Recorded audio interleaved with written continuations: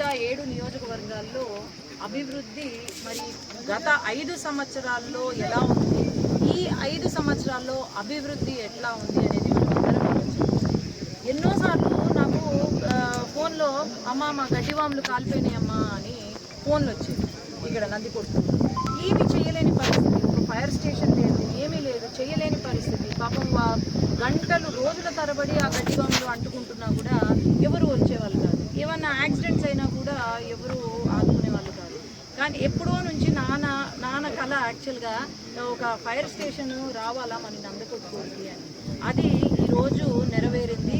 అలాగే ఇక్కడ మన రాష్ట్రానికి దాదాపు 20 ఫైర్ స్టేషన్ అలాట్ చేసి దాదాపు కాన్స్టిట్యూషన్లో ఒక్కొక్క అసెంబ్లీలో ఎక్కడైతే ఫైర్ స్టేషన్స్ లేవు అక్కడ ఫైర్ స్టేషన్స్ని అలాట్ చేయడం జరిగింది. అది ఎన్డీఆర్ఎఫ్ ఫండ్స్ కింద. ఇది ఏంటంటే కేంద్ర ప్రభుత్వము కంప్లీట్గా ఇక్కడ మనకు ఫండ్స్ ఇవ్వడము, కట్టించుకోవడానికి కానీ ఇక్కడ నిర్మాణం చేసుకోవడానికి కూడా ఒక్కొక్క ఫైర్ స్టేషన్కి 2,50,00,000 రూపాయలు ఇవ్వడం జరుగుతుంది. మన రాష్ట్రం 5 సంవత్సరాలుగా ఎట్లా ఉండింది, మనకు ఆదాయం లేదు. Fire station councillor Chand Basha గారు, మన మున్సిపల్ చైర్మన్ సుధాకర్ రెడ్డి గారు అందరి కృషితో ఈరోజు ఒక ఫైర్ స్టేషన్ ఇక్కడ శాంక్షన్ అయింది.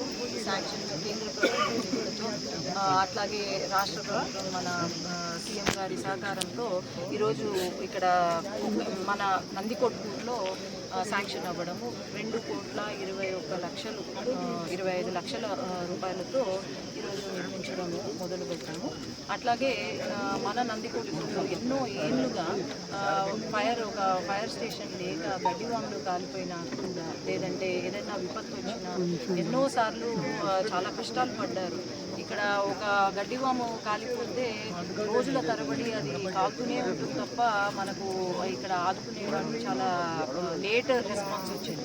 కాబట్టి ఇక్కడ ఫైర్ స్టేషన్ ఉండడంతో ఇది కేవలం ఫైర్ స్టేషనే కాదు, ఏ విపత్తు వచ్చినా, ఏదైనా నీటి ప్రమాదం వచ్చినా, లేకపోతే రోడ్డు సేఫ్టీ అయినా కూడా ఈ ఫైర్ స్టేషన్ రెడీగా ఉంటుంది. అట్లాగే ఇక్కడ ఉపాధి కల్పించే విధంగా ఇక్కడ ఫైర్ స్టేషన్ నిర్మించడము అనేది చాలా సంతోషకరమైన ఇది.